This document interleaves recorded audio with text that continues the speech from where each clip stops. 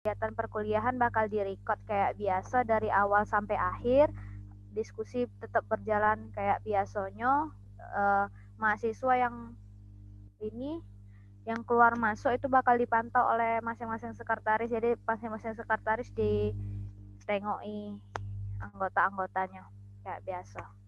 Silakan dimulai, siapa yang presentasi.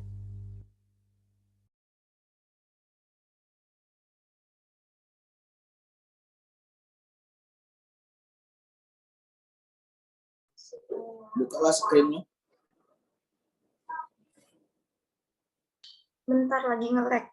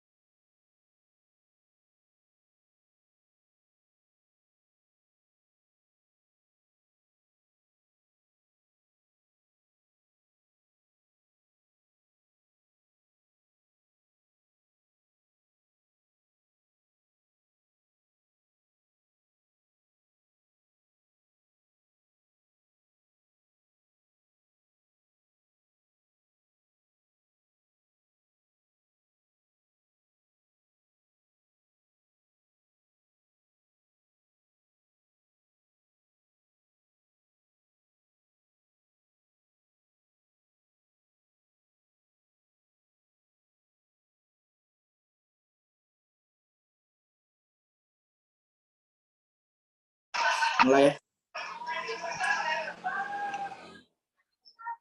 Assalamualaikum warahmatullahi wabarakatuh. Waalaikumsalam warahmatullahi wabarakatuh. Waalaikumsalam warahmatullahi wabarakatuh. Nah, teman-teman, di sini kami dari kelompok 5 akan mempresentasikan akan menyampaikan hasil diskusi kami. Nah, di sini materi kami tentang sumber belajar. Next, please. Nah, adapun anggota kelompok kami ada yang pertama namanya Dwi Tuti Nugraini.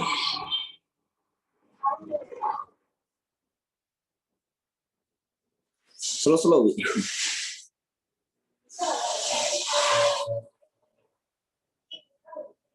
sini nama anggota kami ada yang pertama namanya Dwi Tuti Nugraini, terus kemudian ada Miranti, Berta Herdiana, Lili Mupliha, Ragita Pramesti, Rena Amelia, Putri Safira, saya sendiri Salma Fadizin Arida Wijayanti. Nah,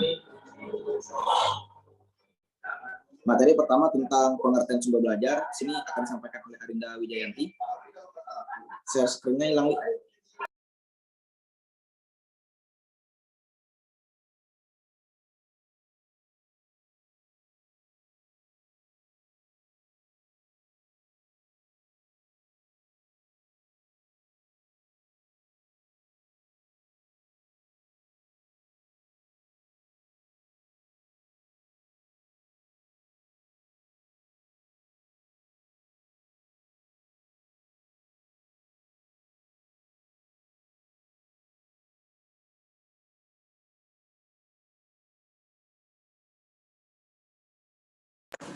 Lanjut materi pertama, langsung ke materi pertama, Miranti. Tentang pengertian sumber belajar akan disampaikan oleh Saudari Arinda Wijayanti. Kepada Arinda, saya persilakan.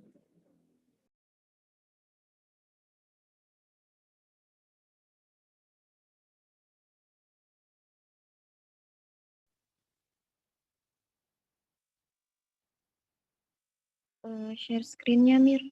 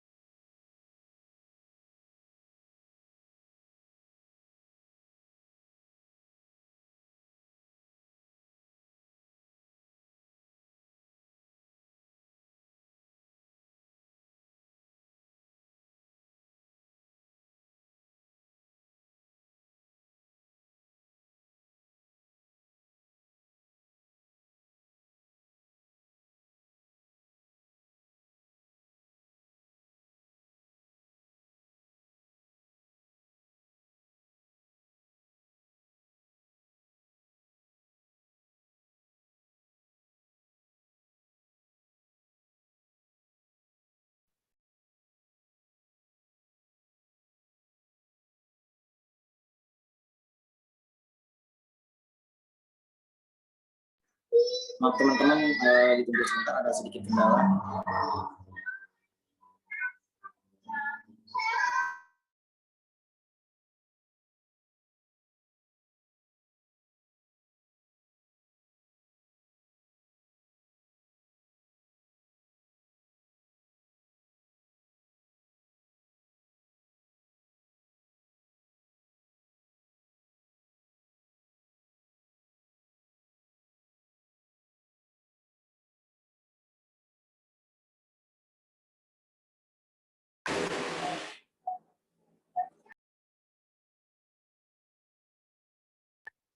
Dimainkan slide-nya, Li. Babi hutan saja. Babi hutan sebenarnya kayak kita.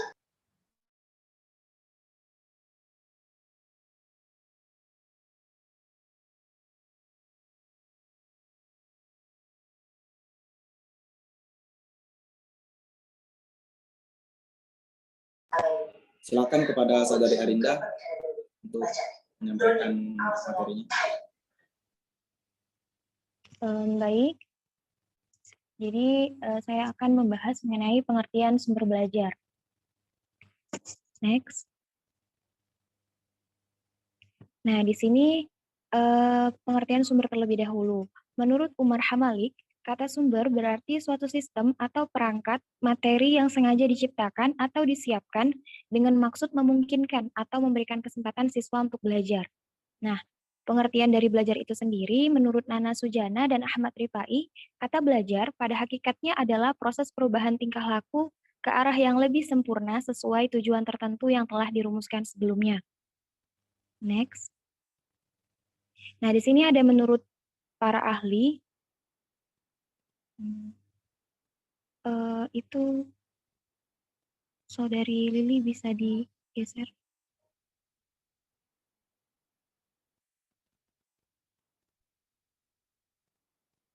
Ya, terima kasih Saudari Lili. Jadi menurut para ahli, yang pertama menurut C.C. Wijaya dan Tabrani Rusya, berpendapat bahwa yang dimaksud dengan sumber belajar itu adalah lingkungan yang dapat dimanfaatkan oleh sekolah sebagai sumber pengetahuan, dapat berupa manusia atau bukan manusia.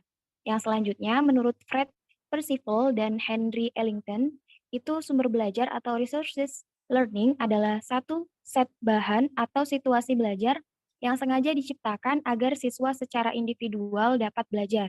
Yang ketiga, Fatah Syukur NC mengatakan bahwa sumber belajar itu adalah segala apa atau daya, lingkungan, dan pengalaman yang dapat digunakan dan dapat mendukung proses pengajaran secara lebih efektif dan efisien, serta dapat memudahkan pencapaian terjadi pengajaran atau belajar tersedia langsung atau tidak langsung. Selanjutnya, menurut AECT atau Association for Education, Communication, and Technology, itu sumber belajar adalah semua sumber atau yang meliputi orang dan barang yang mungkin digunakan oleh si belajar baik secara mandiri sendiri maupun dalam bentuk gabungan. Nah, biasanya dalam situasi informal untuk memberikan kemudahan belajar. Lalu, menurut Nana Sujana dan Ahmad Rifai, sumber belajar itu adalah daya yang bisa dimanfaatkan guna kepentingan proses belajar mengajar baik secara langsung maupun tidak langsung, sebagian ataupun secara keseluruhan. Jadi bisa diambil kesimpulan bahwasanya sumber belajar itu adalah segala sumber, baik itu berupa daya, data, orang, lingkungan, dan wujud tertentu yang digunakan untuk mendukung proses terjadinya belajar mengajar yang lebih efektif dan lebih efisien dengan tujuan mempermudah peserta didik dalam mencapai tujuan belajar. Baiklah, saya kembalikan kepada moderator. Terima kasih kepada Saudari Arinda Wijayanti. Selanjutnya tentang fungsi dan manfaat sumber belajar yang akan disampaikan oleh Saudari Miranti. Kepada Miranti, saya persilakan. Baiklah, terima kasih moderator. Di sini saya akan memaparkan materi tentang fungsi dan manfaat sumber belajar. Next. Yang pertama, fungsi. Penggunaan sumber belajar dalam proses pembelajaran memiliki beberapa fungsi, yaitu pertama, memberikan kemungkinan pembelajaran yang sifatnya lebih individual, dengan jalan mengurangi kontrol guru atau dosen yang kaku dan tradisional, memberikan kesempatan bagi mahasiswa atau siswa untuk berkembang sesuai dengan kemampuannya. Yang kedua, meningkatkan produktivitas pembelajaran dengan jalan mengurangi beban dosen atau guru dalam penyajian informasi, sehingga banyak membina dan mengembangkan gairah belajar, mempercepat laju belajar, dan membantu guru untuk menggunakan waktunya secara lebih baik. Yang ketiga, lebih memantapkan pembelajaran dengan jalan meningkatkan kemampuan manusia berbagai media komunikasi, penyajian informasi dan data secara lebih konkret. Selanjutnya,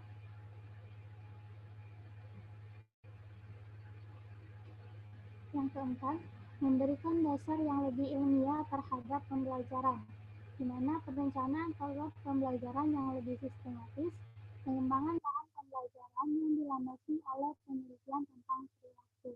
Yang kelima, meningkatkan produktivitas kemungkinan penyajian pendidikan yang lebih luas, terutama dengan adanya media massa. Memanfaatkan bersama secara lebih luas tenaga ataupun kejadian yang nyata. Penyajian informasi yang mampu menembus batas geografis.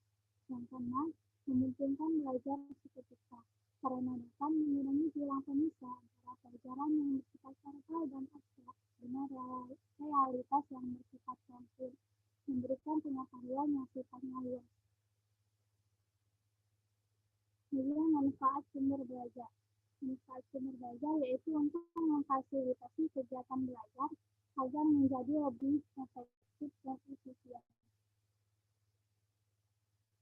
Manfaat sumber belajar secara rinci yaitu pertama, dapat memberikan pengalaman belajar yang lebih konkret dan langsung.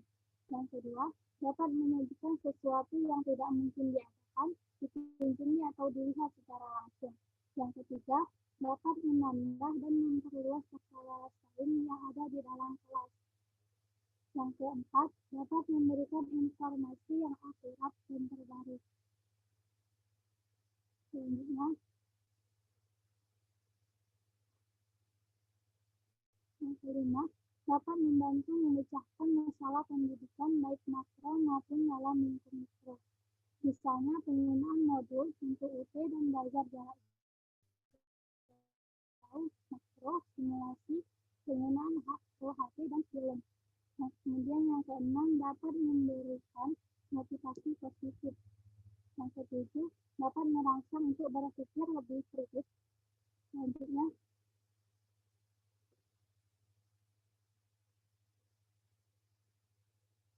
Badri, Zaman, dan kawan-kawan 2008 mengemukakan manfaat atau nilai yang didapat dengan memanfaatkan sumber belajar antara lain pertama, dapat memberikan pengalaman belajar yang lebih konkret dan langsung. Yang kedua, pemanfaatan sumber belajar dapat mengatasi keterbatasan ruang, waktu, dan daya indera. Yang ketiga, menambah wawasan dan pengalaman anak.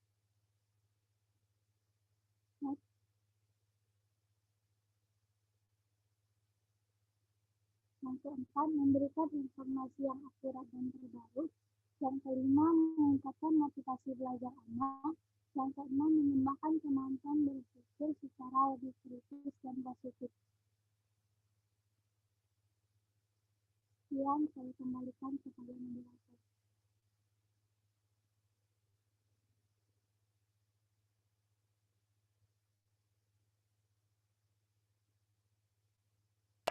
Terima kasih kepada Saudari Miranti.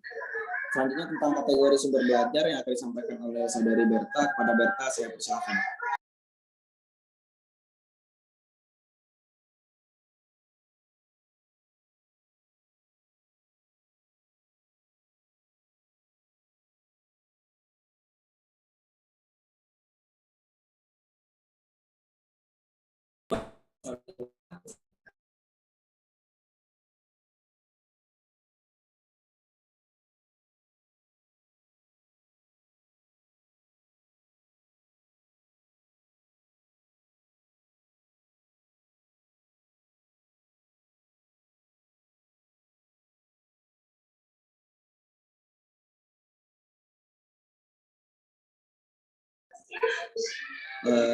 Mungkin Saudari Berta kendalanya, baiklah kepada Saudari Lili dipersilakan untuk menyampaikan materi dari Saudari Berta.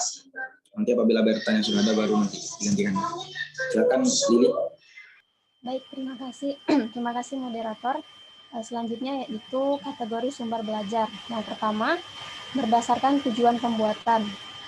Association of Education, Communication, and Technology membagi sumber belajar berdasarkan tujuan pembuatan menjadi dua kelompok, yaitu yang pertama, sumber belajar yang dirancang atau resource by design, yaitu sumber belajar yang disengaja direncanakan untuk keperluan pembelajaran. Contohnya yaitu buku paket, LKS, modul, petunjuk praktikum, dan lain sebagainya. Yang kedua yaitu sumber belajar yang dimanfaatkan atau resource by utilization, yaitu segala sesuatu yang ada di sekitar kita yang dapat dimanfaatkan untuk keperluan belajar. Contohnya pasar, museum, kebun binatang, masjid, lapangan, dan lain sebagainya.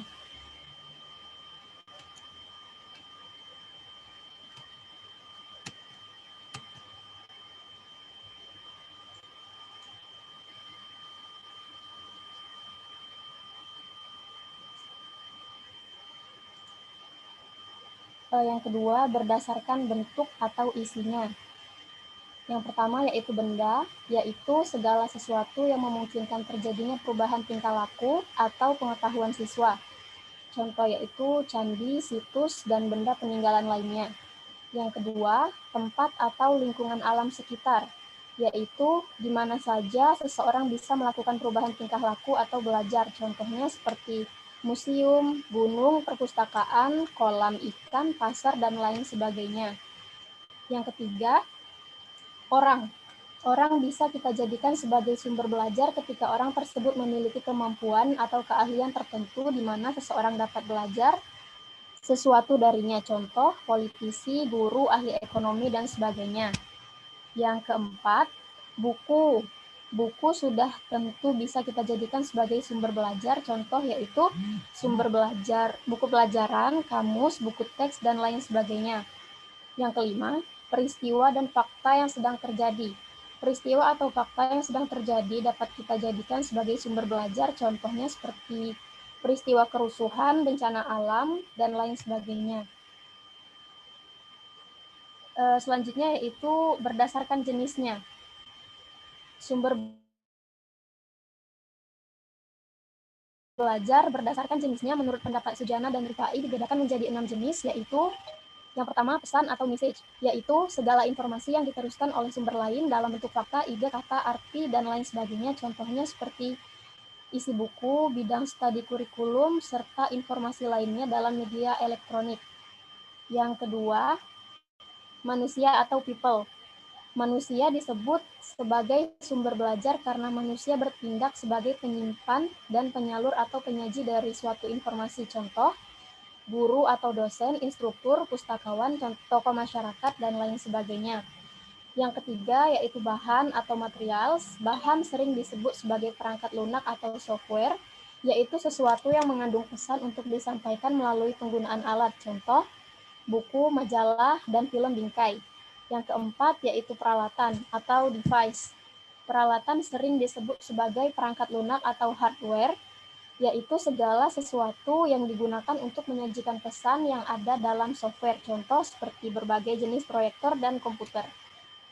Yang kelima yaitu teknik atau metode, yaitu prosedur yang dipersiapkan untuk menggunakan bahan, peralatan, dan lingkungan guna menyampaikan pesan, contoh seperti ceramah, kuliah, dan memimpin diskusi. Yang keenam yaitu lingkungan atau setting, yaitu situasi orang yang menerima pesan, baik lingkungan fisik maupun non-fisik, contoh gedung, halaman, tata ruang, dan ruang baca. Contoh non-fisik yaitu ventilasi udara, penerangan, dan suhu ruangan. Saya kembalikan ke moderator.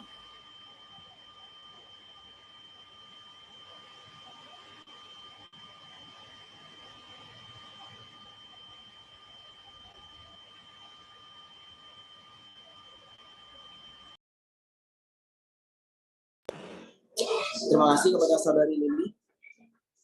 Materi selanjutnya tentang komponen-komponen sumber belajar yang ini akan disampaikan oleh saudari Dwi Tuti Nugraini. Kepada Dwi, saya persilakan. Baik, terima kasih moderator. Di sini saya akan menjelaskan mengenai komponen-komponen sumber belajar. Pada sumber belajar yang digunakan ataupun yang akan dipilih, terdapat komponen-komponen utama yang penting untuk mendukung bagaimana sumber belajar yang digunakan mampu diterapkan dengan baik dan sesuai dengan pembelajaran. Next.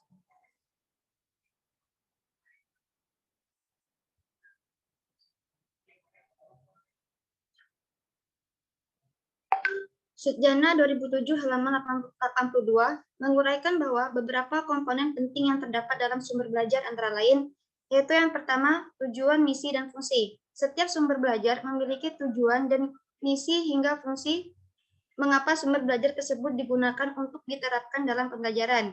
Sumber belajar itu sendiri juga memiliki tujuan lain selain mendukung pencapaian sumber belajar, misalnya saja museum yang digunakan untuk sumber belajar. Tentunya tersebut tujuan museum bukan hanya untuk sumber belajar, namun juga untuk menyimpan benda peninggalan sejarah dan tujuan-tujuan lainnya.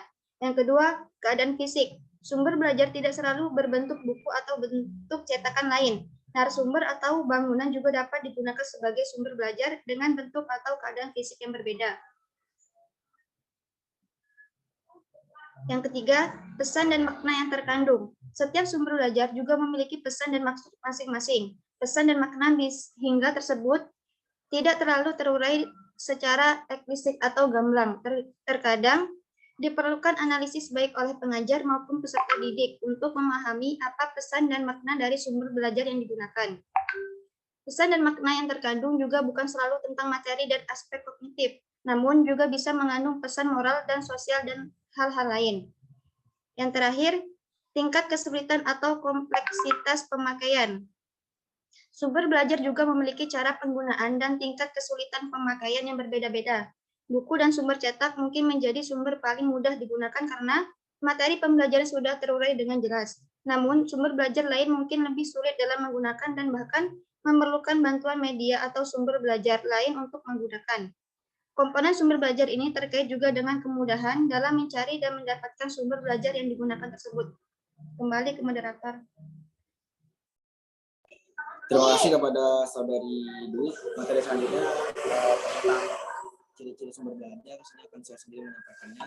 Jadi teman-teman, di sini kita memiliki sumber belajar ini memiliki 4 ciri pokok, yaitu yang pertama tentang sumber belajar mempunyai daya atau kekuatan yang dapat memberikan sesuatu yang kita perlukan dan proses pengajaran. Jadi walaupun suatu daya tetapi tidak memberikan sesuatu yang kita inginkan sesuai dengan tujuan pengajaran, maka suatu daya tersebut tidak dapat disebut sebagai sumber belajar.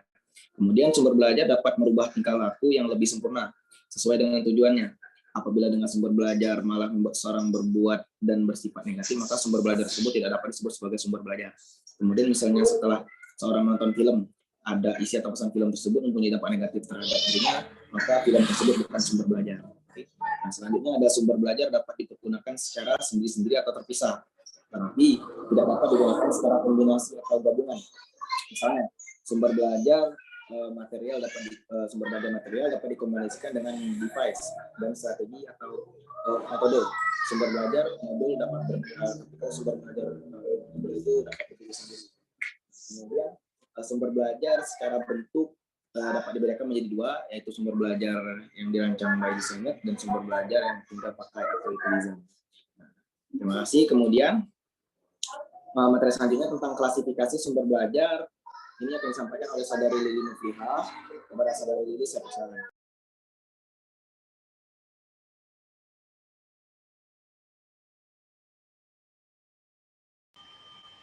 Baik, terima kasih pada moderator. Selanjutnya yaitu teori lain yang mengklasifikasikan sumber belajar. Yang pertama, tempat atau lingkungan sekitar di mana seseorang dapat belajar dan melakukan perubahan tingkah laku seperti sungai, pasar, gunung, museum, dan lain sebagainya. Yang kedua, segala benda yang memungkinkan terjadinya perubahan tingkah laku, peserta didik misalnya candi, dan lain sebagainya. Yang ketiga yaitu orang yang memiliki keahlian tertentu sehingga siswa dapat belajar sesuatu kepada orang tersebut. Yang keempat, segala macam buku yang dapat dibaca secara mandiri oleh siswa. Yang kelima, peristiwa dan fakta yang sedang terjadi. Selanjutnya yaitu pembagian lain mengenai sumber belajar. Saya kembalikan kepada moderator. Terima kasih kepada Saudari Lili. Selanjutnya tentang faktor yang berpengaruh terhadap sumber belajar akan disampaikan oleh Saudari Rena Amelia. Kepada Saudari Rena, saya persilakan. Baik, terima kasih moderator. Faktor yang mempengaruhi terhadap sumber belajar. Faktor yang mempengaruhi sumber belajar merupakan faktor-faktor yang mampu menyebabkan perubahan atau perkembangan pada sumber belajar tersebut. Perubahan atau perkembangan sumber belajar dapat terjadi dalam hal bentuk sumber belajar tersebut, pemakaian, hingga penggunaan sumber belajar. Faktor-faktor tersebut bukan hanya memiliki positif saja, namun juga dapat menyebabkan sumber belajar menjadi tidak memiliki nilai. Dalam buku Teknologi Pengajaran Sujana dan Rifai 2007, diuraikan bahwa terdapat 4 faktor utama yang dapat mempengaruhi sumber belajar, yaitu 1. Faktor perkembangan teknologi. Perkembangan teknologi mampu memberikan dan menciptakan banyak alternatif sumber baru yang jauh lebih efektif dan digunakan karena teknologi ini berkembang dengan sangat cepat. Kemudian yang kedua, faktor ekonomi.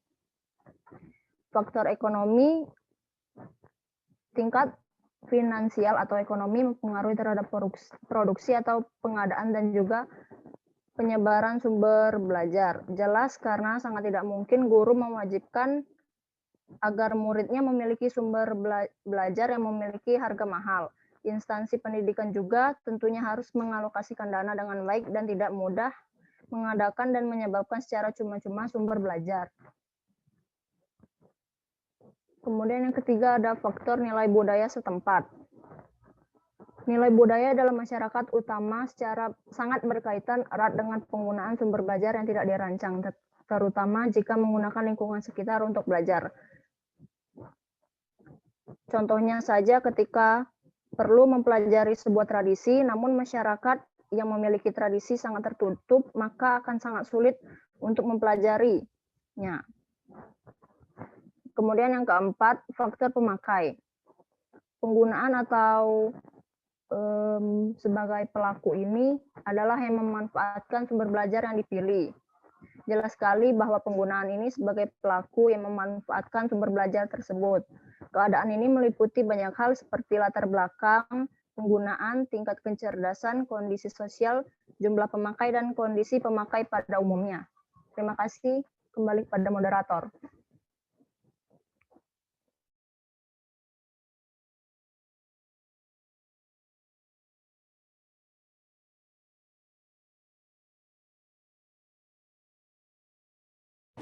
Terima kasih kepada Saudari Rena. Selanjutnya tentang hal-hal yang harus diperhatikan dalam memilih sumber belajar. Materi ini akan disampaikan oleh Saudari Ragita Pramesti. Kepada Ragita, saya persilakan.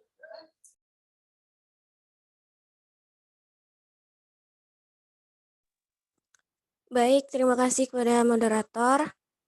Di sini saya akan menyampaikan materi tentang hal-hal yang harus diperhatikan dalam pemilihan sumber belajar. Dalam pemilihan sumber belajar itu tidak boleh sembarangan. Terdapat 2 kriteria untuk menyeleksi sumber belajar yang berkualitas. Yang pertama ada kriteria umum dan ada juga kriteria khusus. Next. Untuk kriteria umum, terdapat beberapa macam komponen. Yang pertama adalah ekonomis. Maksudnya sumber belajar tidak harus mahal, seperti layaknya prinsip ekonomi. Perlu diusahakan agar mampu mendapatkan sumber belajar berkualitas yang sesuai kebutuhan dengan alokasi dana yang seminimal mungkin. Yang kedua, praktis dan sederhana. Sumber belajar harus mudah digunakan dan tidak membingungkan, tidak memerlukan lagi tambahan pelayanan atau alat lain yang sulit diadakan. Yang ketiga, mudah diperoleh. Sumber belajar mudah dicari dan didapatkan. Jika perlu dapat memanfaatkan lingkungan sekitar yang tersedia sehingga peserta didik juga dapat dengan mudah memanfaatkan. Next. Lalu fleksibel. Maksudnya sumber belajar tidak harus mengikat pada satu tujuan atau materi pembelajaran tertentu. Akan lebih baik jika dapat dimanfaatkan untuk berbagai tujuan pembelajaran, bahkan juga keperluan yang lain. Relevan dengan tujuan pengajaran dan komponen-komponen pembelajaran lainnya, dapat membantu efisien dan kemudahan pencapaian tujuan pembelajaran, memiliki nilai positif bagi proses atau aktivitas pembelajaran khususnya peserta didik, sesuai dengan interaksi dan strategi pembelajaran yang telah dirancang atau sedang dilaksanakan. Next. Ini kriteria khususnya. Yang pertama, sumber belajar dapat memotivasi peserta didik dalam belajar. Kedua, sumber belajar untuk tujuan pengajaran. Maksudnya, sumber belajar yang dipilih sebaiknya mendukung kegiatan belajar mengajar yang dilaksanakan. Yang ketiga, sumber belajar untuk penelitian. Maksudnya, sumber belajar yang dipilih hendaknya dapat diobservasi, dianalisis, dicatat, serta diteliti, dan sebagainya. Yang keempat, sumber belajar untuk memecahkan masalah. Maksudnya sumber belajar yang dipilih hendaknya dapat mengatasi problem belajar peserta didik yang dihadapi dalam kegiatan belajar mengajar. Lalu yang kelima, sumber belajar untuk presentasi. Maksudnya sumber belajar yang dipilih hendaknya bisa berfungsi sebagai alat, metode, atau strategi penyampaian pesan.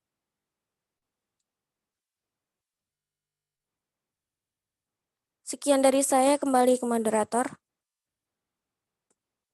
Terima kasih kepada Saudari Ragita. Selanjutnya tentang lingkungan sebagai sumber belajar PKN di sekolah dasar, yaitu akan disampaikan oleh Saudari Putri Sakira. Kepada Putri, saya kasih. Terima kasih kepada moderator. Baiklah, materi selanjutnya yaitu lingkungan sebagai sumber belajar PKN di sekolah dasar. Memanfaatkan lingkungan sebagai sumber belajar bagi proses pembelajaran di sekolah dasar, maka siswa tidak hanya mendapatkan materi ajar dari buku semata, akan tetapi mereka mampu melakukan interaksi dengan lingkungan sekitarnya. Hal ini akan sangat berguna bagi tercapainya tujuan pembelajaran PKN di sekolah dasar. Pemanfaatan lingkungan sebagai sumber belajar dalam pembelajaran PKN di sekolah dasar dapat diidentifikasi sebagai berikut. Yang pertama, pemanfaatan lingkungan sosial. Yang kedua, pemanfaatan lingkungan budaya. Dan yang ketiga, pemanfaatan lingkungan alam. Yang pertama, pemanfaatan lingkungan sosial. Pemanfaatan lingkungan sosial dalam pembelajaran PKN ini terkait dengan beberapa standar kompetensi, diantaranya memahami sistem pemerintahan desa dan pemerintahan kecamatan. Dalam proses pembelajaran untuk kompetensi dasar ini, siswa diajak secara langsung mendatangi kantor kepala desa atau kantor kecamatan. Kemudian siswa diminta untuk mengamati tentang sistem pemerintahan yang ada di tingkat desa atau kecamatan, misalnya tentang struktur organisasinya. Hal ini dimaksudkan agar siswa tidak hanya memiliki bayangan seperti yang didapatkan dari buku atau guru, tetapi secara langsung siswa mendapatkan pengalaman dari lingkungan sosial apa yang mereka pelajari. Next.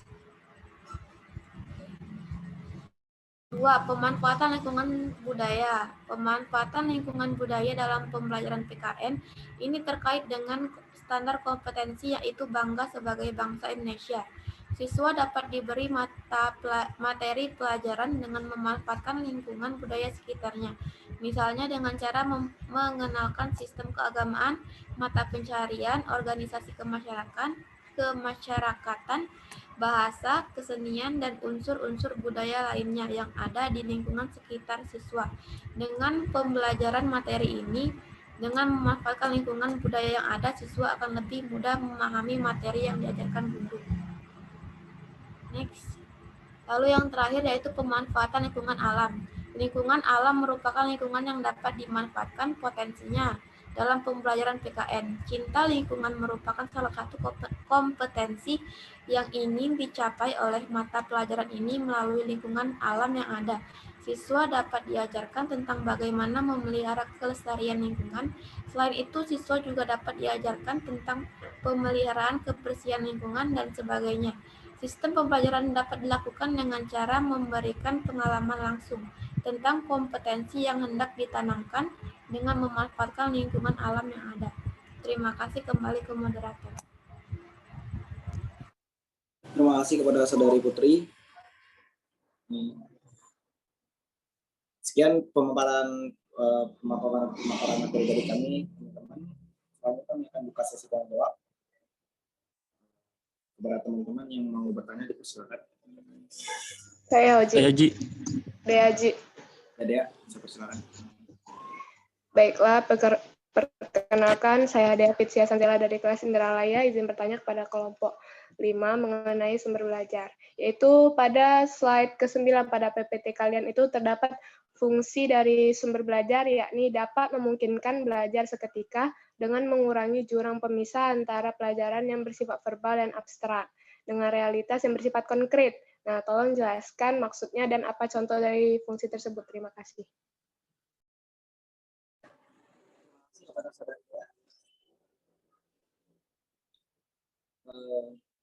Selanjutnya ada yang ya, kepada saudari Rizky, saudara Rizky, saya persilakan.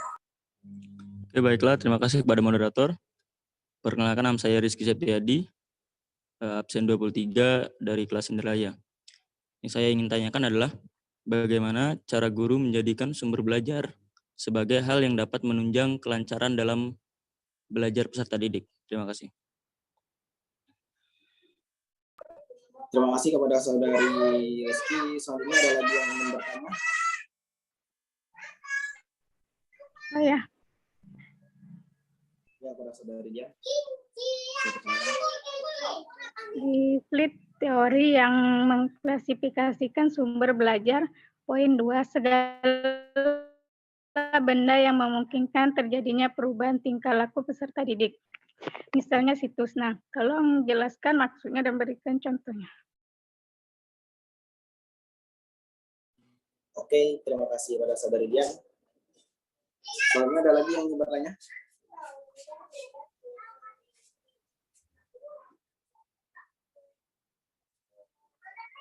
Ada lagi yang ingin bertanya, teman-teman?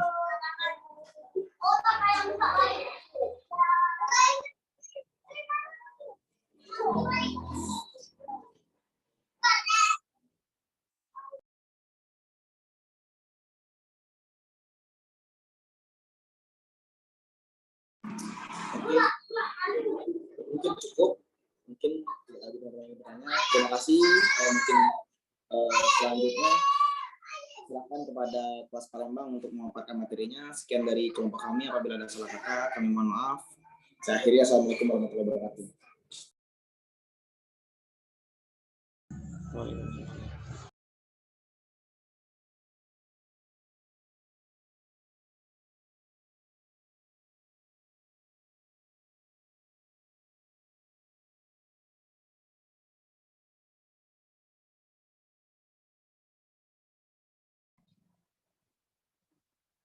Apakah sudah terlihat PPT di layarnya?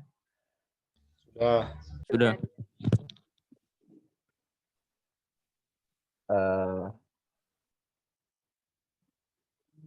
Baiklah, kami dari kelompok 5 akan mempresentasikan hasil diskusi kami. Yang pertama itu ada susunan anggota, saya sendiri Muhammad Ridho.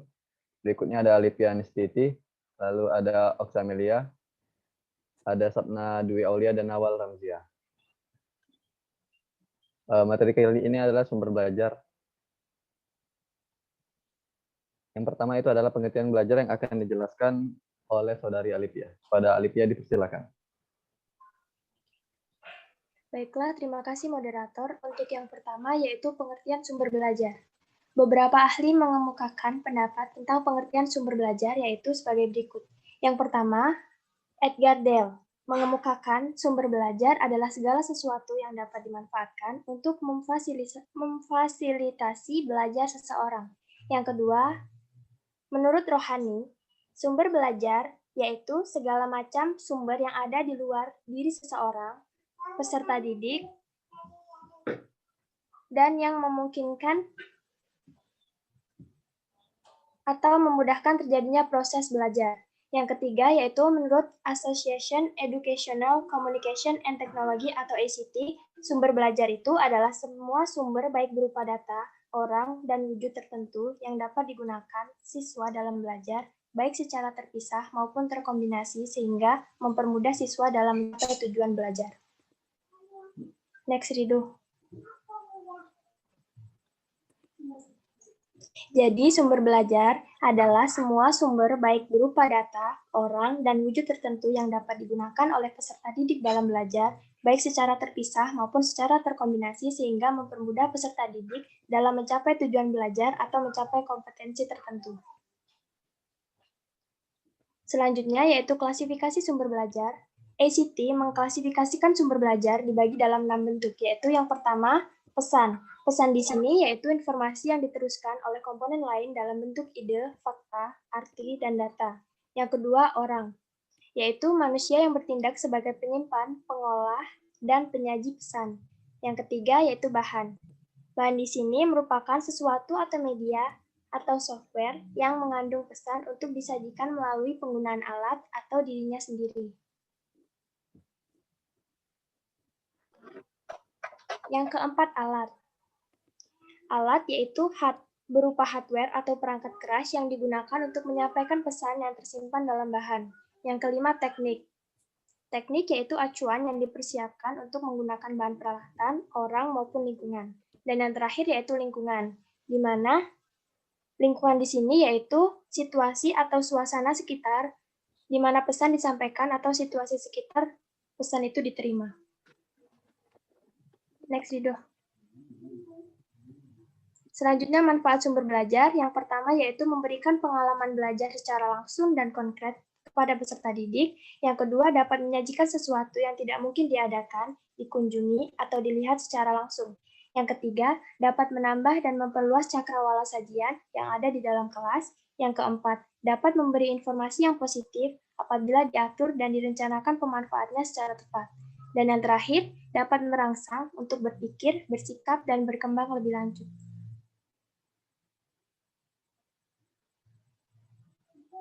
Sekian dari saya kembalikan kepada moderator. Baiklah, terima kasih pada Saudari Alipia telah menjelaskan materinya. Selanjutnya yaitu materi menganalisis sumber belajar siswa kelas tinggi SD melalui observasi yang akan dijelaskan oleh Saudari Nawal.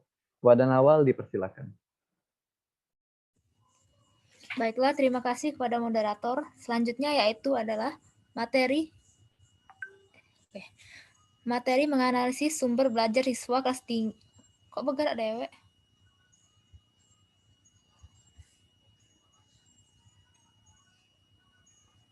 Menganalisis sumber belajar siswa kelas tinggi SD melalui observasi.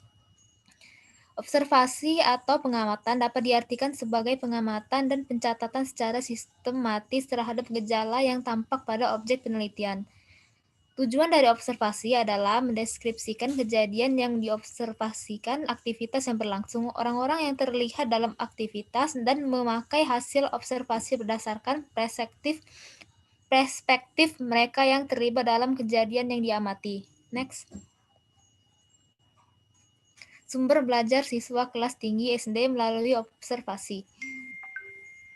Yang pertama adalah keaktifan membaca. Berdasarkan hasil observasi yang dilakukan penelitian adalah kegiatan visual aktif, yakni membaca adalah kegiatan yang selalu muncul dalam kegiatan proses pembelajaran yang berlangsung pada kelas tinggi. Dalam hasil observasi yang dilakukan, kegiatan membaca ini dilakukan oleh guru ketika siswa-siswa diminta untuk membaca teks bacaan yang ada pada buku tema siswa. Next. Yang kedua, keaktifan menulis dan mencatat. Hasil observasi ditemukan bahwa siswa-siswa kelas tinggi SD Negeri 07 Sila sebagian besar sudah bisa menulis dengan baik dan benar, meskipun masih dijumpai siswa kelas tinggi yang masih menulis dengan penulisan yang belum baik dan benar, seperti penggunaan huruf kapital yang harusnya pada awal kalimat, nama orang dan nama tempat masih banyak melakukan kesalahan. Yakni ada sebagian siswa pada kelas 6 dan 5 yang masih menulis huruf kapital di tengah-tengah kalimat. Yang ketiga, keaktifan menyatakan ide atau pendapat. Dari hasil observasi yang dilakukan, meskipun tidak semua siswa mampu menyampaikan ide atau pendapat, tapi keaktifan siswa sebagian mampu memunculkan sesuatu pendapat dalam kegiatan diskusi yang berlangsung. Menyatakan ide, yakni tercapainya kemampuan melakukan proses berpikir yang kompleks, ditunjang oleh kegiatan belajar melalui pernyataan atau mengekspresikan ide. Yang keempat adalah keaktifan bertanya dan menjawab. Dari hasil observasi yang dilakukan dalam kemampuan bertanya dan menjawab, tidak semua siswa mempunyai keberanian untuk mengajukan pertanyaan.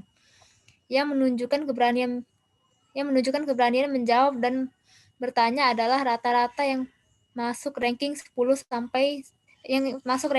sampai 10 besar di kelas khusus kelas 5 dan 6.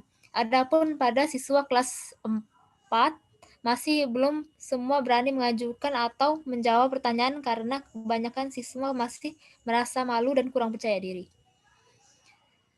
Yang kelima, keaktifan emosi. Keaktifan emosi sendiri adalah rasa senang atau rasa ketertarikan dalam mengikuti pembelajaran. Sehingga dalam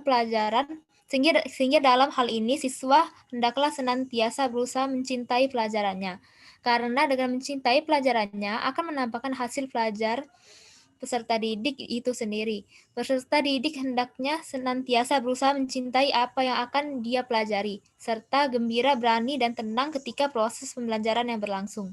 Berdasarkan hasil observasi yang dilakukan siswa-siswi, rata-rata mempunyai ketertarikan terhadap kegiatan proses pembelajaran di kelas.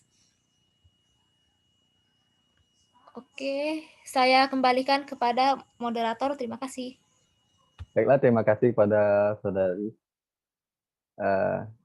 Selanjutnya akan dijelaskan oleh Sapna. Sapna, dipersilakan. Baiklah, terima kasih moderator. Berikutnya ialah lingkungan sebagai sumber belajar siswa.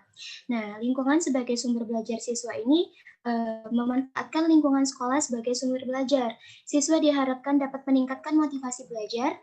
Pemanfaatan lingkungan sekolah sebagai sumber belajar memberikan pengalaman yang nyata kepada siswa, sehingga konsep materi pelajaran akan lebih tertanam lagi dalam benak siswa dan juga memberikan pembelajaran yang inovatif serta menyenangkan sehingga tidak cepat bosan dalam mengikuti kegiatan pembelajaran.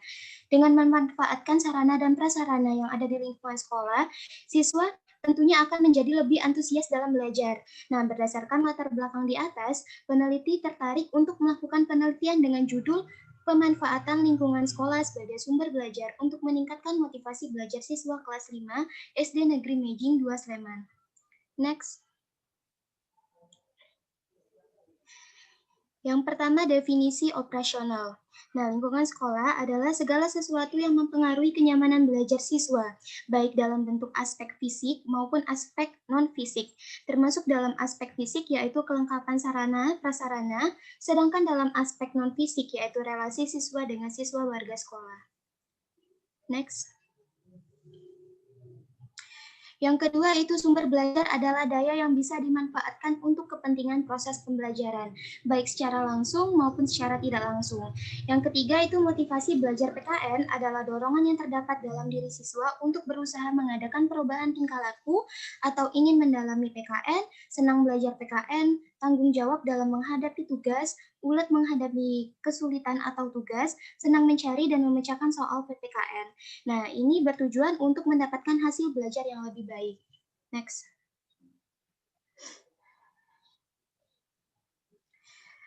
Seperti yang sudah kita ketahui, menurut Sagala tahun 2010 halaman 12, itu setiap siswa atau individu itu menggunakan kemampuan pada ranah-ranah kognitif, yaitu kemampuan yang berkenaan dengan pengetahuan. Yang kedua ada ranah efektif, yaitu kemampuan yang mengutamakan perasaan, emosi, dan reaksi-reaksi yang berbeda. Yang ketiga itu psikomotorik, yaitu kemampuan yang mengutamakan keterampilan jasmani. Next.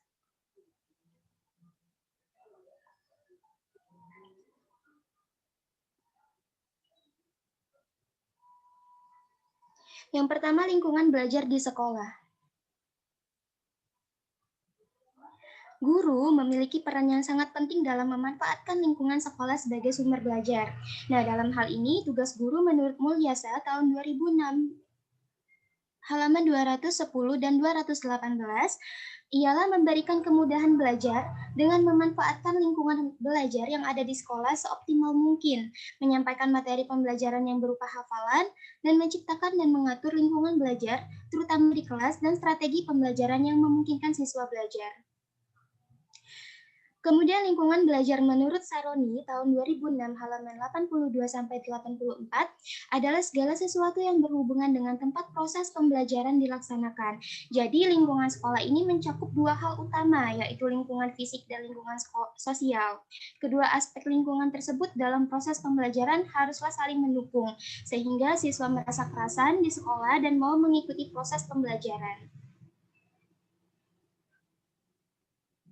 Next.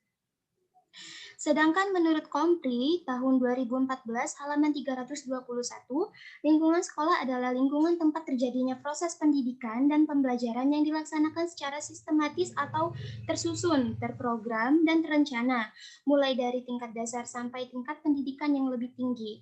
Lingkungan belajar ini dalam hal terutama di kelas adalah sesuatu yang diupayakan atau diciptakan oleh guru agar proses pembelajaran kondusif dapat mencapai tujuan.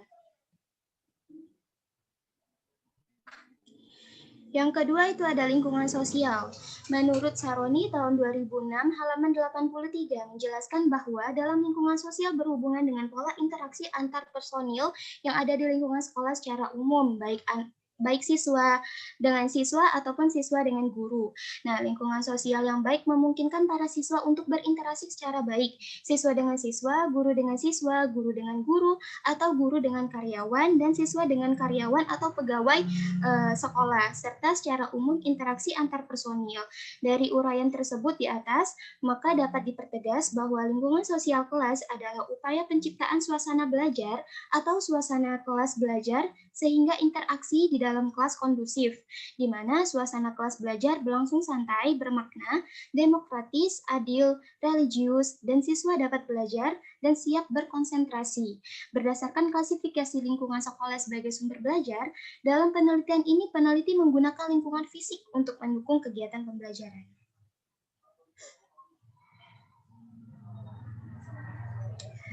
Adapun langkah-langkah pemanfaatan lingkungan sekolah sebagai sumber belajar, yang pertama, menggunakan lingkungan sebagai sumber belajar dalam proses pengajaran memerlukan persiapan dan perencanaan dari guru. Menurut Sujana dan Rifai tahun 2013 halaman 215, ada beberapa langkah yang harus ditempuh dalam menggunakan lingkungan sebagai sumber belajar, yakni yang pertama persiapan, yang kedua pelaksanaan, dan yang ketiga observasi, tindak lanjut atau observasi. Kemudian metode penelitian. Yang pertama jenis penelitian. Penelitian tindakan kelas ini dilakukan di SD Negeri Mejing 2 Sleman. Penelitian ini mengambil sekolah tersebut sebagai objek penelitian dalam upaya untuk mengetahui motivasi belajar siswa. Penentuan waktu penelitian mengacu pada kalender akademik sekolah. Karena penelitian tindakan kelas memerlukan beberapa siklus yang membutuhkan proses belajar mengajar yang efektif di kelas. Yang kedua ada subjek dan objek penelitian. Subjek penelitian ini adalah siswa kelas 5 SD Negeri Mejing 2 Sleman, yaitu terdiri dari 20 siswa yang terdiri atas 9 putra dan 11 putri. Objek penelitian ini adalah motivasi belajar PKN.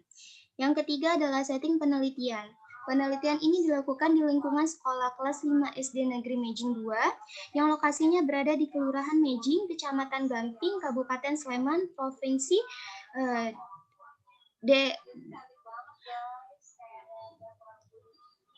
Next.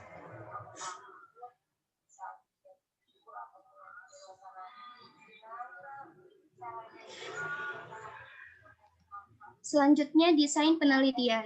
Penelitian tindakan kelas atau classroom action research, yaitu sebuah bentuk kegiatan refleksi diri yang dilakukan oleh para pelaku pendidik dalam situasi kependidikan untuk memperbaiki rasionalitas dan keadilan. Itu menurut Kunandar tahun 2008 halaman 46. Jenis penelitian ini digunakan untuk menerapkan metode jigsaw dalam pembelajaran dengan tujuan untuk meningkatkan motivasi siswa kelas 5 SD Negeri Mejing 2 Sleman. Rencana tindakan yang akan dilakukan oleh peneliti yaitu penelitian tindakan kelas ini oleh model Chemis dan McTaggart dengan menggunakan beberapa siklus. Prosedur penelitian tindakan kelas ini diuraikan dalam berbagai tahap, yaitu perencanaan, pelaksanaan, pengamatan, dan refleksi dengan penjelasan sebagai berikut. Bisa dilihat dengan gambar di bawah ini. Next.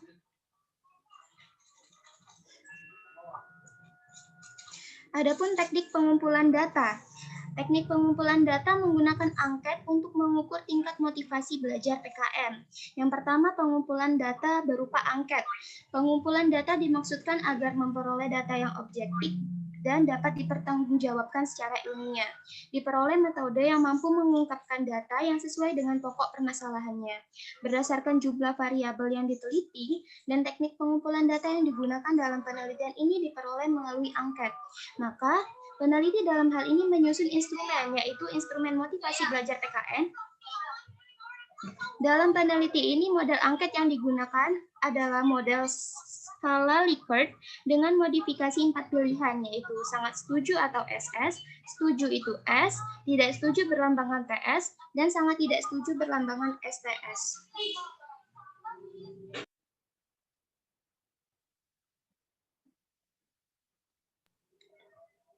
Selanjutnya, observasi. Observasi dalam penelitian dilakukan secara langsung terhadap kegiatan pembelajaran untuk mengetahui motivasi siswa dalam belajar dengan memanfaatkan lingkungan sekolah sebagai sumber belajar. Selanjutnya ada catatan lapangan. Catatan lapangan ini berisi tentang seluruh aktivitas siswa dalam belajar dengan memanfaatkan lingkungan fisik sebagai sumber belajar. Kemudian ada dokumentasi. Ini digunakan untuk mendukung hasil penelitian berupa foto kegiatan pembelajaran dan hasil tugas yang dikerjakan siswa selama kegiatan pembelajaran.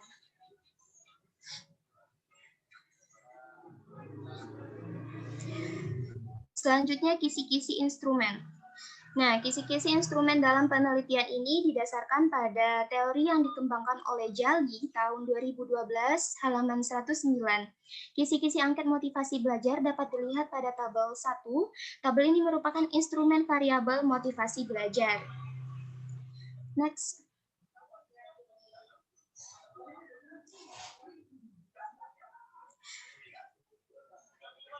Setelah menyusun instrumen kisi-kisi pembelajaran, kemudian dilanjutkan untuk penyusunan dan penyuntingan item. Setelah kisi-kisi terbentuk, maka langkah yang dilakukan selanjutnya adalah menyusun item pertanyaan dengan menggunakan bahasa yang sederhana, yaitu bahwa yang mudah dimengerti sesuai dengan karakteristik siswa kelas 5 SD, sehingga angkat yang dibuat tidak membingungkan siswa. Dengan demikian, siswa akan lebih mudah untuk memahami pertanyaan-pertanyaan yang ada di lembar angket. Kemudian penyekoran instrumen. Dalam penyekoran atau pemberian skor, dalam angket ini terdapat pertanyaan yang bersifat positif dan negatif dengan ketentuan penskoran sebagai berikut. Pertama itu ada alternatif jawaban. Terus nilainya itu sangat tinggi, tinggi, rendah, dan sangat rendah, itu maksudnya. Jadi jika ada pertanyaan positif, jika siswa menyatakan jawaban itu dengan sangat tinggi, maka nilainya 4. Jika tinggi itu 3, jika rendah itu 2, dan sangat rendah itu 1. Next.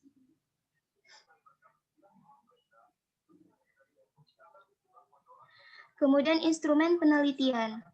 Instrumen sebelum digunakan sebagai pengumpulan data penelitian terlebih dahulu harus diuji cobakan. Menurut Suharmi Arikunto tahun 2002, halaman 143 mengemukakan bahwa tujuan diadakan uji coba instrumen adalah untuk menguji keandalan instrumen dan untuk menguji ketepatan dari segi teknik. Uji coba instrumen penelitian ini dilakukan pada 21 siswa kelas 5 SD Negeri Trirejo. Kemudian ada teknik analisis data. Analisis data dalam penelitian ini menggunakan analisis deskriptif. Analisis statistik deskriptif digunakan untuk mendeskripsikan karakteristik dari masing-masing variabel penelitian. Untuk menganalisis tersebut, maka digunakan skor observasi dan skor ideal yang meliputi skor maksimum, skor minimum, mean, dan standar deviasi untuk masing-masing variabel. Kemudian ada indikator keberhasilan. Sebagai tolak ukur keberhasilan penelitian, tindakan kelas ini dapat dilihat dari meningkatnya motivasi belajar siswa dalam proses pembelajaran, minimal berkategori tinggi dengan persentase 75%. Bisa dilihat dengan tabel di PPT ini. Next. Selanjutnya saya kembalikan kepada moderator. Baiklah, terima kasih pada saudari Sina. Selanjutnya akan saya jelaskan sendiri, yaitu poin kedua, perpustakaan sekolah sebagai sumber belajar dalam meningkatkan motivasi belajar siswa kelas tinggi. Sumber belajar diartikan sebagai segala tempat atau lingkungan sekitar, benda, dan orang yang mengandung informasi dapat digunakan sebagai wahana bagi peserta didik untuk melakukan proses perubahan perilaku. Salah satu sumber belajar yang terdapat dalam lingkungan sekolah adalah berupa perpustakaan sekolah. Perpustakaan sebagai sumber belajar ini memang wajib dimiliki oleh setiap sekolah seperti dituliskan pada pasal 22 Undang-Undang Nomor 43 Tahun 2007 tentang Sistem Pendidikan Nasional yang menyebutkan bahwa setiap lembaga pendidikan wajib menyelenggarakan perpustakaan yang memenuhi standar nasional perpustakaan dengan memperhatikan standar nasional pendidikan.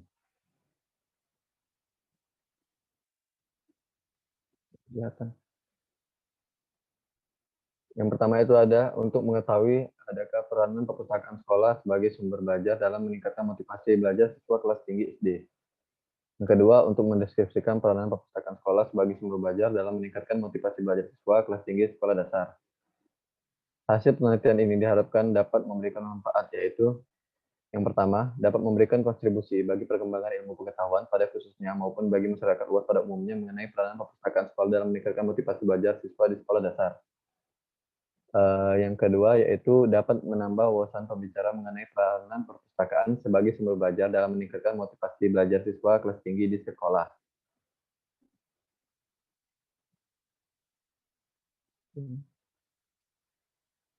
Selanjutnya adalah metode penelitian. Penelitian ini dilaksanakan di Sekolah Dasar Negeri 1 Kecamatan Sambi, Kabupaten Boyolali. Jenis penelitian ini adalah penelitian kuantitatif. Populasi dalam penelitian ini adalah seluruh siswa kelas tinggi, yaitu siswa kelas 4 sampai kelas 6. Jenis angket yang dipakai dalam penelitian ini adalah angket tertutup dalam bentuk 4 alternatif jawaban. Angket tertutup dalam bentuk 4 alternatif jawaban adalah angket yang alternatif jawaban yang telah disediakan dalam bentuk pilihan untuk mengukur instrumen penelitian. Uji validasi instrumen yang digunakan dalam penelitian ini adalah uji validasi item yang menggunakan kode momen, sedangkan untuk uji rehabilitas menggunakan teknik analisis rehabilitas Alpha-Cobert.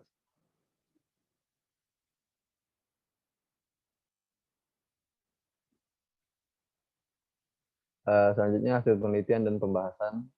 Dari hasil penelitian dapat diketahui bahwa dalam menjalankan perannya sebagai sumber belajar, perpustakaan sekolah dapat mempengaruhi dalam meningkatkan motivasi belajar siswa. Hal ini dapat dilihat dari samaan linear sederhana sebagai berikut. Artinya dalam meningkatkan motivasi belajar siswa kelas tinggi, peranan perpustakaan sekolah sebagai sumber belajar juga ikut berpengaruh. Untuk mengetahui besar kecilnya pengaruh yang diberikan oleh peranan perpustakaan sekolah sebagai sumber belajar dalam meningkatkan motivasi belajar siswa kelas tinggi menggunakan rumus koefisien determinasi. Koefisien determinasi yang didapat sebesar 46%, artinya pertengahan perpustakaan sekolah dapat sebagai sumber belajar memberikan pengaruh sebesar 46% terhadap motivasi belajar siswa kelas tinggi.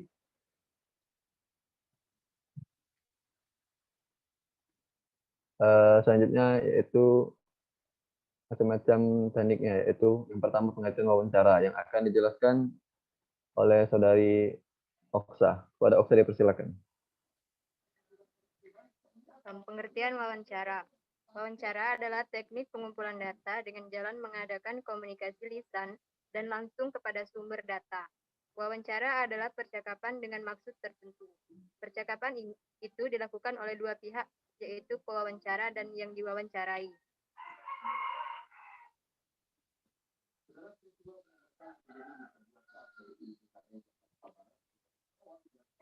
Pertanyaan dalam wawancara. 1. Ajukan pertanyaan dengan kalimat pendek, tegas dengan intonasi yang terpelihara. 2. Ajukan pertanyaan secara netral. 3. Hindari pertanyaan intimidasi. 4. Mulai dengan pertanyaan yang menyenangkan dan yang kurang pribadi. 5.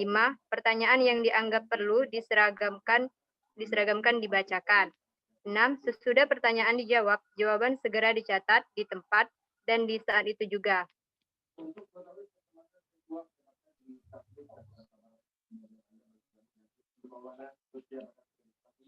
Jenis-jenis wawancara atau interview. Yang pertama, interview survei atau informatif. Yang kedua, interview diagnostik. Yang ketiga, interview langsung. Yang keempat, interview tidak langsung.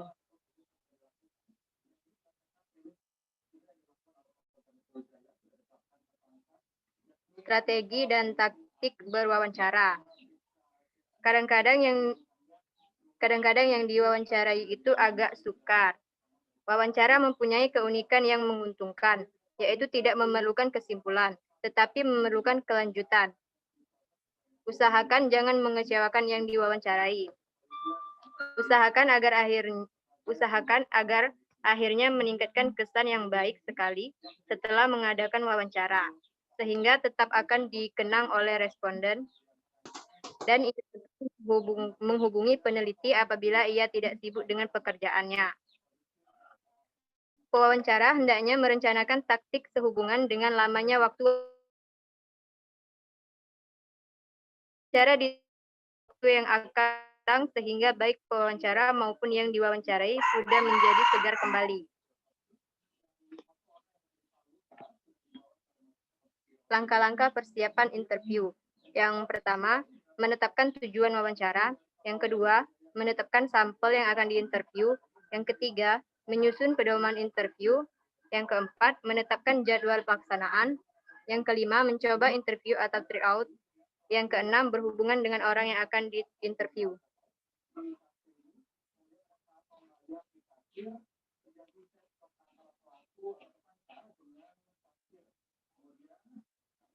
Kelebihan wawancara adalah dapat digunakan oleh peneliti untuk lebih cepat memperoleh informasi yang dibutuhkan, lebih meyakinkan peneliti bahwa responden menafsirkan pertanyaan dengan benar. Seperti yang telah sering disinggung, besar kemungkinan keluasan dalam proses pengajuan pertanyaan, banyak pengendalian yang dapat dilatih dalam konteks pertanyaan diajukan dan dijawab yang diberikan, serta informasi dapat lebih siap diperiksa kesahihannya atas dasar isyarat nonverbal responden. Kekurangan wawancara adalah kesahihan respon verbal, keragaman antar pewawancara, variasi-variasi yang tercakup untuk konteks wawancara, serta waktu pencatatan informasi.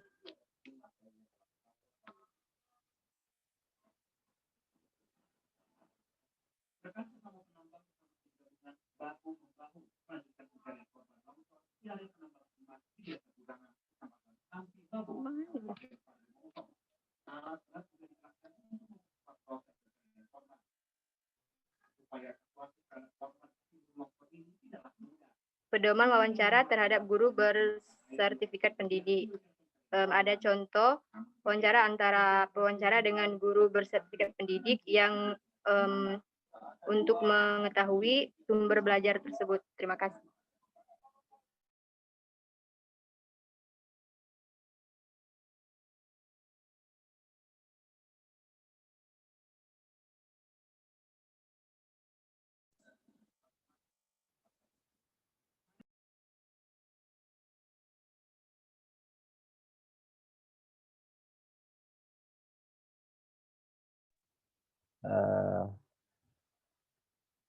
Baiklah, sekian presentasi kami pada hari ini. Selanjutnya kami akan membuka sesi pertanyaan atau sesi menjawab. Yang ingin bertanya dipersilakan.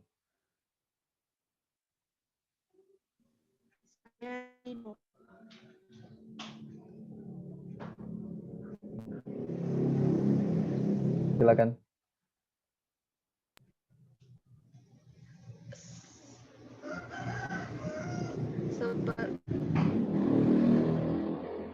Seperti yang dijelaskan tadi bahwa lingkungan sebagai sumber belajar. Yang ingin saya tanyakan, bagaimana memanfaatkan lingkungan sebagai sumber belajar dan berikan seperti apa contohnya? Terima kasih. Terima kasih atas jawabannya. Selanjutnya, untuk yang ingin bertanya, silakan.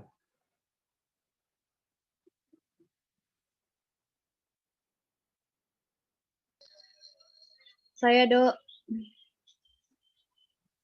Ya, silakan. Saya Berliana Putri.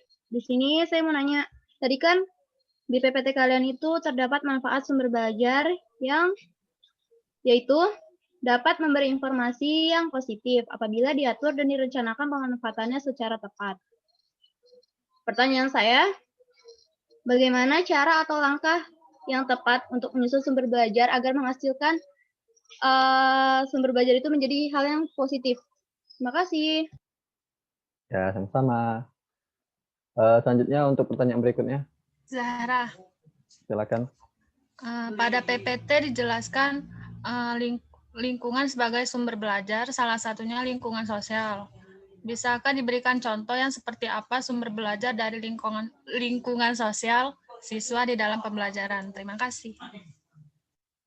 Baiklah, terima kasih atas pertanyaannya. Selanjutnya, saya akan serahkan kepada moderator Indralaya. Terima kasih kepada moderator kelas Palembang, Saudara Rido. Teman-teman di sini kami akan menjawab beberapa pertanyaan dari teman-teman. Di sini pertanyaan pertama yaitu dari Saudari Diana Malia yang akan dijawab. Bentar. Oleh Saudari Lili, kepada Saudari Lili saya persilakan.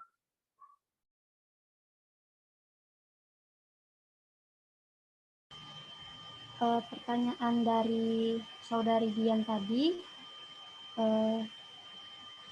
di slide teori lain mengklasifikasikan sumber belajar di poin 2 segala benda yang memungkinkan terjadinya perubahan tingkah laku peserta didik, misalnya situs dan lain-lain. Tolong berikan contohnya.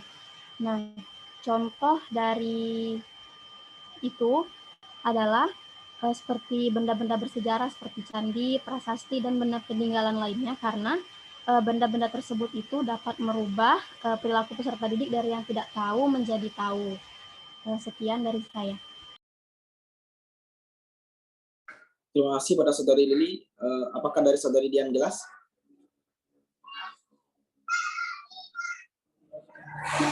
Saudari Dian, bagaimana? Apakah jelas? Saudari Dian, izin live dari Zoom karena habis baterai tempat mati lampu. Kalau dari teman-teman yang lain ada yang ingin menanggapi atau menambah? Dari anggota kelompok saya yang lain ada yang ingin menambah? Mungkin cukup. Nah, selanjutnya lanjut ke pertanyaan selanjutnya, yaitu dari pertanyaan Saudara Rizky. Akan dijawab oleh Saudari Gita. Pada Saudari Gita, saya persilakan. Baik, terima kasih kepada moderator. Di sini saya akan menjawab pertanyaan dari Saudara Rizky, yaitu bagaimana cara guru menjadikan sumber belajar sebagai hal yang dapat menunjang kelancaran dalam belajar peserta didik. Seperti yang kita ketahui, bahwa sebagian besar guru di sekolah dasar hanya memanfaatkan sumber belajar dan kebanyakan dari mereka masih memanfaatkan buku pelajaran dan gambar-gambar dari buku tersebut.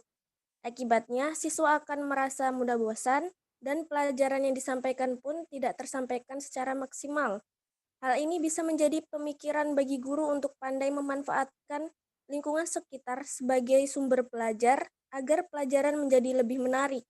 Berikut ini langkah-langkah dalam pemanfaatan sumber belajar tersebut. Yang pertama, guru harus memiliki kepribadian yang berwibawa dan sosok teladan dalam mengajar, terutama pada pembelajaran yang berkaitan dengan memanfaatkan lingkungan di luar kelas maupun saat mengajar di dalam kelas. Dalam memanfaatkan sumber belajar, guru harus memberi perhatian cermat kepada peserta didik dan memberi umpan balik atau tanggapan dengan cara yang kompeten. Dan guru juga mengatur tata ruang kelas yang memadai untuk pengajaran, menciptakan iklim belajar mengajar yang serasi, dan menciptakan suasana belajar di luar kelas tertib dan aman.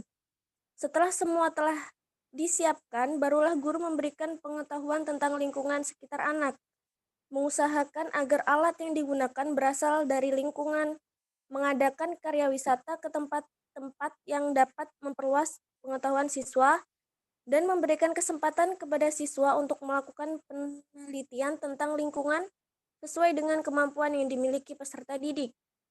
Lalu guru juga harus melakukan evaluasi tentang materi yang diajarkan dengan cara ada yang melakukan tes secara tertulis setelah pembelajaran berlangsung, dan ada juga yang melakukan dengan teknik wawancara atau melemparkan beberapa pertanyaan sebagai bahan uji untuk mengukur atau mengevaluasi tingkat pemahaman materi yang telah diajarkan sejak pagi, karena biasa mengevaluasi tentang materi yang telah diajarkan dilakukan pada saat jam pelajaran akan berakhir. Dengan demikian, pembelajaran dapat berjalan dengan lancar. Sekian jawaban dari saya, kembali kepada moderator. Oke, terima kasih kepada Saudari Ragita. Kepada Saudara Rizky, gimana? Jelas? Cukup jelas, Ji. Terima kasih. Lanjut ke pertanyaan selanjutnya. Pertanyaan dari Saudari Dea. Saudari Dea akan jawab oleh Saudari Arinda. Kepada Saudari Arinda, saya persilakan. Baiklah, terima kasih kepada moderator. Di sini saya ingin izin menjawab pertanyaan dari Saudari Dea, yaitu dalam PPT tadi sudah dipaparkan bahwasanya fungsi dari sumber belajar itu dapat memungkinkan belajar seketika dengan mengurangi jurang pemisah antara pelajaran yang bersifat verbal dan abstrak dengan realitas yang bersifat konkret. Nah, tolong jelaskan dan apa contoh dari fungsi tersebut. Nah, jadi di sini ada 2 poin yang kita harus garis bawahi dulu. Yang pertama adalah abstrak atau verbal, yang kedua yaitu konkret. Nah, yang pertama, abstrak atau verbal itu adalah sesuatu hal yang erat kaitannya dengan konsep-konsep seperti misalnya pengertian dan juga teori-teori seperti itu. Nah, tanpa hadirnya objek permasalahan tersebut secara nyata, sehingga memerlukan kegiatan berpikir secara simbolik atau imajinatif terhadap suatu objek yang dibahas. Dan yang kedua itu adalah konkret ataupun nyata yang ada di kehidupan sehari-hari. Jadi, dengan adanya sumber belajar ini, maksudnya siswa itu dapat meminimalisir terjadinya pembelajaran secara verbalistik atau hanya belajar tentang teori-teori saja tanpa adanya refleksi ke kehidupan sehari-hari. Nah, jadi contoh dari fungsi pembelajaran itu kita bisa memberikan video-video ataupun video pembelajaran kayak gitu untuk memahamkan mereka mengenai sesuatu yang sifatnya teori. Misalnya, ketika kita ingin mengajarkan tentang nilai kemanusiaan yang adil dan beradab, maka kita bisa memberikan video tentang banyaknya atau keberagaman suku-suku, dan mereka itu tetap saling menghargai satu sama lain dan tetap saling menghargai perbedaan tersebut. Seperti itu. Terima kasih, saya kembalikan kepada moderator. Oke, terima kasih kepada Saudari Arinda. Kepada Saudari Dea, bagaimana? Cukup jelas? Ya, cukup jelas. Terima kasih. Oke, terima kasih kembali. Oke, sudah terjawab semua pertanyaan dari teman-teman. Saya kembalikan kepada moderator Palembang, kepada Saudara Rido. Terima kasih pada Salman. Selanjutnya kami akan menjawab pertanyaan yang telah diberikan kepada kami tadi. Yang pertama itu pertanyaan dari Saudari Zara yang akan dijawab oleh Kepala Sapna, dipersilakan. Baiklah, pertanyaan dari Saudari Zara ialah Bisakah diberikan contoh yang seperti apa sumber belajar dari lingkungan sosial siswa di dalam pembelajaran?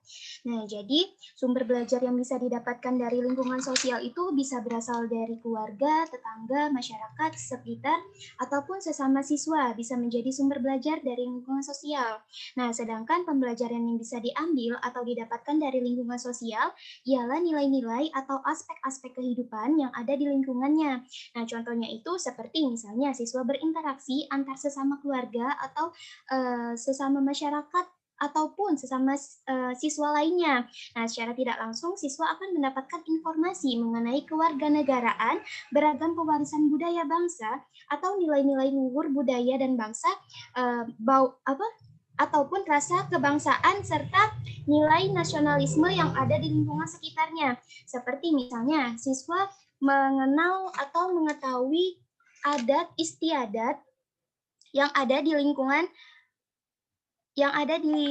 atau kebiasaan penduduk setempat di mana siswa itu tinggal. Nah, kemudian mengenal jenis-jenis mata pencaharian penduduk di sekitar tempat siswa itu tinggal dan sekolah, mengenal organisasi-organisasi sosial yang ada di masyarakat sekitar atau tempat tinggal sekolah, ataupun siswa bisa mengenal kehidupan beragama yang dianut oleh penduduk sekitar tempat tinggal siswa, baik dari informasi yang diambil dari sesama siswanya itu sendiri, kemudian mengenal kebudayaan termasuk kesenian yang ada di sekitar tempat tinggal dan sekolah, dan siswa juga bisa mengenal struktur pemerintahan setempat seperti rukun tetangga atau RW, desa atau kelurahan dan kecamatan. Nah, jadi hal ini yang sudah saya sebutkan tadi tentu saja merupakan contoh sumber belajar yang dari lingkungan sosial siswa yang termasuk di dalam pembelajaran PPKN ini. Sekian jawaban dari saya kembalikan kepada moderator. Terima kasih. Apakah ada yang ingin menambahkan jawaban? Sepertinya tidak ada. Untuk Saudari Zara, apakah sudah cukup untuk jawabannya? Ya, cukup jelas. Terima kasih. Ya, sama-sama. Selanjutnya kami akan menjawab pertanyaan berikutnya, yaitu pertanyaan dari Berliana Kucing akan dijawab oleh Saudari Oksa. Saudari Oksa, dipersilakan. Baiklah, saya akan menjawab pertanyaan dari Berliana Putri. Pertanyaannya tadi, pada PPT kalian terdapat manfaat sumber belajar yakni dapat memberi informasi yang positif apabila diatur dan direncanakan pemanfaatannya secara tepat. Pertanyaannya, bagaimana cara atau langkah yang tepat untuk menyusun sumber belajar? Untuk menyusun sumber belajar, terdapat beberapa langkah. Yang pertama, analisis kebutuhan. Kegiatan ini dilakukan untuk mengkaji berbagai persoalan yang terkait dengan perencanaan sumber belajar di sekolah, berdasarkan tuntutan karakteristik setiap mata pelajaran dalam kurikulum berbasis kompetensi, baik dari sisi kompetensi yang harus dimiliki maupun dari segi materi ataupun bahan yang akan disampaikan kepada anak didik. Di samping itu, analisis kebutuhan didasarkan atas masukan-masukan dari para pengelola dan pelaksana pembelajaran meliputi kepada sekolah, pengawas, guru, dan siswa. Analisis difokuskan kepada kebutuhan-kebutuhan yang diperlukan dalam merancang sumber belajar, termasuk kemampuan-kemampuan yang dipersyaratkan berkenaan dengan merancang sumber belajar. Yang kedua, penetapan sumber belajar. Berdasarkan analisis kebutuhan yang telah dilakukan, langkah selanjutnya adalah menetapkan sumber belajar yang akan digunakan. Kegiatan ini dilakukan dengan cara mengkaji berbagai teori dan hasil analisis kebutuhan yang telah dilakukan. Kemudian menyusun konsep dan konstruknya, aplikasi serta implementasinya. Konsep dan konstruk yang telah disusun akan dijadikan rujukan dalam menetapkan sumber belajar. Yang ketiga, pengembangan sumber belajar. Pengembangan sumber belajar ini dilakukan dengan cara mengkaji dan meneliti berbagai masukan yang berasal dari penetapan sumber belajar yang digunakan dalam pembelajaran. Selanjutnya, hasil dari pengembangan tersebut dapat dijadikan bahan bagi kegiatan revisi penggunaan sumber belajar. Hasil revisi ini kemudian menjadi rujukan untuk digunakan dalam kegiatan belajar mengajar. Dan yang terakhir, evaluasi sumber belajar. Kegiatan ini melihat kriteria keberhasilan dalam merancang sumber belajar dan mengevaluasi pelaksanaan penggunaan sumber belajar. Dengan evaluasi, kita dapat mengamati kekurangan-kekurangan yang sumber belajar tersebut, sehingga ada sesuatu perbaikan untuk mencapai sumber belajar yang lebih baik, yang sesuai dengan kebutuhan dan tujuan yang telah ditetapkan. Sekian dari saya. Saya kembalikan kepada moderator. Baiklah, terima kasih. Untuk Saudari Berliana, apakah ada yang ingin menanyakan jawaban? Sepertinya tidak ada. Untuk Saudari Berliana, apakah sudah merasa cukup untuk jawabannya? Sudah, terima kasih Rido. Terima kasih Okta. Ya, sama-sama. Selanjutnya kami akan berlanjut ke pertanyaan berikutnya, yaitu pertanyaan dari Remi yang akan dijawab oleh Alifia. Pada Alifia dipersilakan. Baiklah, saya akan menjawab pertanyaan dari Saudari Remi Dina, yaitu bagaimana memanfaatkan lingkungan sebagai sumber belajar dan berikan contohnya. Pengertian lingkungan dalam hal ini adalah segala sesuatu, baik yang berupa tempat, benda hidup, maupun benda mati yang terdapat di sekitar kita, bisa di sekitar tempat tinggal maupun di sekolah. Sebagai guru, kita dapat memilih berbagai tempat atau benda yang terdapat di lingkungan untuk kita jadikan sebagai sumber belajar bagi siswa dan sekolah. Pemanfaatan lingkungan dapat ditempuh dengan cara melakukan kegiatan dengan membawa peserta didik ke lingkungan. Contohnya seperti karya wisata kebangunan bersejarah, yaitu seperti pergi ke museum. Di samping itu, pemanfaatan lingkungan dapat dilakukan dengan cara membawa lingkungan ke dalam kelas. Nah, sumber belajar di lingkungan bisa berupa benda-benda sederhana yang dapat dibawa ke ruang kelas, misalnya seperti batu-batuan, tumbuh-tumbuhan, binatang, dan lainnya. Semua benda itu dapat dikumpulkan dari sekitar lingkungan kita dan dapat kita pergunakan sebagai sumber pembelajaran di kelas. Benda-benda tersebut dapat kita peroleh dengan mudah di lingkungan kita sehari-hari. Baik, sekian. Terima kasih. Saya kembalikan kepada moderator. Ya, terima kasih atas jawabannya. Apakah ada yang ingin menambahkan jawaban?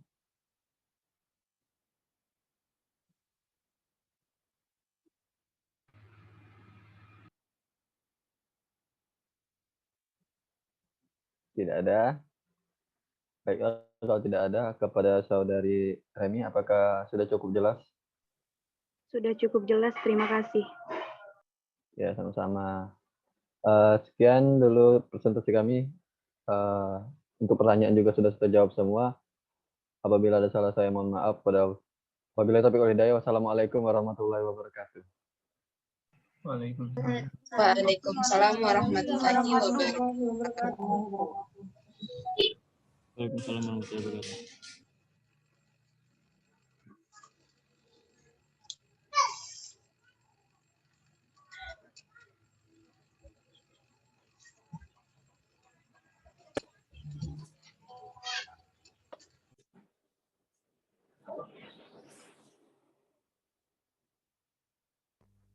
Oke, baiklah, terima kasih kepada rekan-rekan yang sudah melakukan presentasi. Kita akhiri perkuliahan kita pada hari ini.